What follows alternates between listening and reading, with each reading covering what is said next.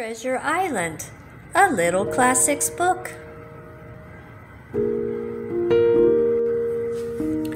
A long time ago, a boy named Jim Hawkins lived and worked at an inn by the sea. The guests at the inn were often sailors passing through, who told all kinds of wild stories. Jim had always longed to go set sail and have his own adventures at sea. One day, an old man came to the inn.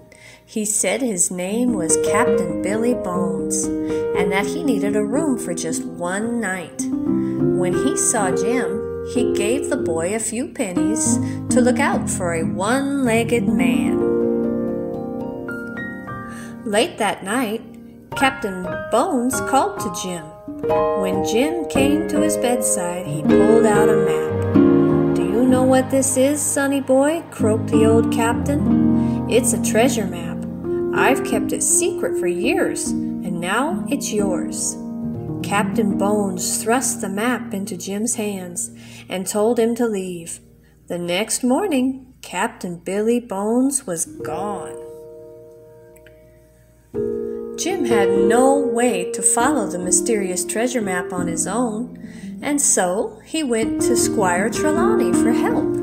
Trelawney brought Dr. Livesey, and the three of them decided to follow the map and find the treasure.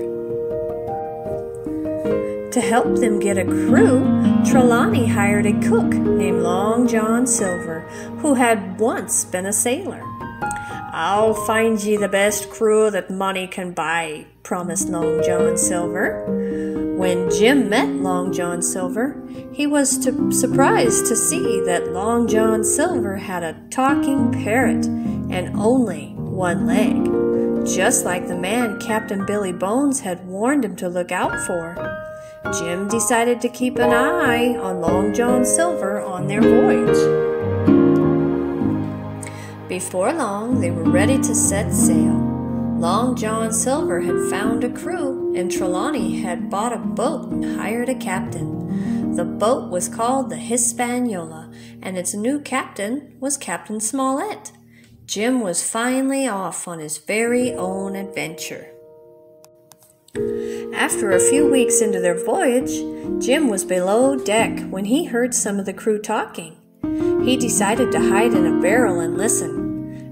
Once we reach the island, we'll take this boat from these landlubbers and steal the treasure for ourselves," cried a familiar voice. Jim realized the voice belonged to Long John Silver, and that the crew weren't sailors, they were pirates.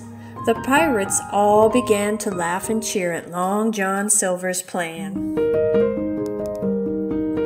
Jim waited a long time for the pirates to go away before he climbed out of the barrel and ran to find Captain Smollett, Trelawney, and Dr. Livesey. He told them all about what he heard. "Well, now we have the element of surprise," said Captain Smollett wisely. "There are many of them and only 4 of us. We shall wait and see what they do." Before long, the island marked on the mysterious map was in sight. "Land ho!" cried Jim. "Me and some mateys will take a boat to shore," said Long John Silver to the captain. Not wanting to make the pirates suspicious, Captain Smollett agreed, as long as they took Jim with them. Jim and the pirates rowed a little boat to the island. They all clambered onto the beach and began to explore. As Jim wandered away from the pirates, he heard a strange song. He followed the sound and discovered a man sitting by himself. "Oh, fishy fish, fish," sang the strange man. Jim carefully approached the old man. Jim learned that the man was named Ben, and that he had been alone on the island for years. Ben was happy to help Jim, as it had been a long time since he'd seen anyone. Ben led Jim through the jungle. Ben knew the whole island by heart.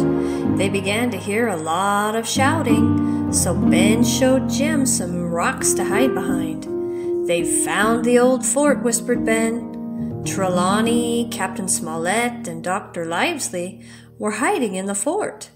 They had the treasure map and weren't letting the pirates have it.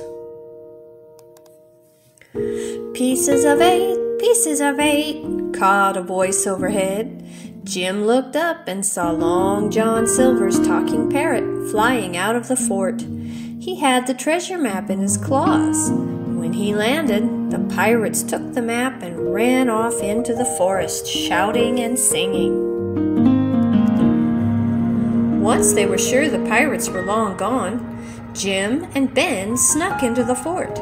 Trelawney, Dr. Livesey, and Captain Smollett were arguing about what to do now that the pirates were on their way to the treasure. "Oh, you mean that trunk full of gold and glittering jewels?" said Ben. "Why, I moved that old thing years ago." Meanwhile, the pirates were following the treasure map they had stolen. "Yo-ho, it's a pirate's life for me," they sang as they reached the beach. "X marks the spot. Start digging, mateys," cried Long John Silver. The pirates dug and they dug. Hours passed and still nothing. Where could that treasure be, wondered Long John Silver.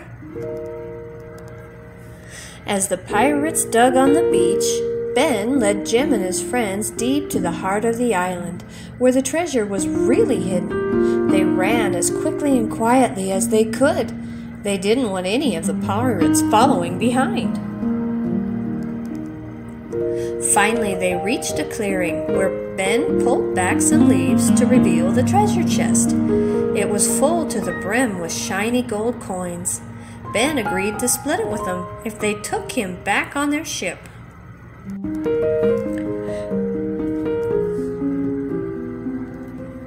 As Jim and his friends carried the heavy treasure chest back to the ship, they heard yelling in the trees. Suddenly, the pirates appeared. They spotted the treasure chest and were now running towards the beach, waving their swords in the air. When he saw the pirates, Jim rushed forward to protect his friends. In his hurry, he tripped over a rock and landed in front of the crowd of angry pirates. "Jim's a good lad," cried Long John Silver, stepping in between the pirates and Jim. "You shan't hurt him." The one-legged pirate had saved Jim. Together, they backed away from the pirates. For saving Jim, they let Long John Silver join them on the only boat back to the Hispaniola, along with the treasure chest. Off they rode, leaving the pirates behind. Back aboard the ship, Captain Smollett, Trelawney, Dr. Livesey, Ben, Jim, and Long John Silver looked at their new treasure. There was enough gold in the chest to make all of them rich for the rest of their days. Thank you so much for joining us and watching. Make sure to hit the red subscribe button and make it turn gray. And if you click the bell, you'll never miss another story. Thanks for watching. Bye.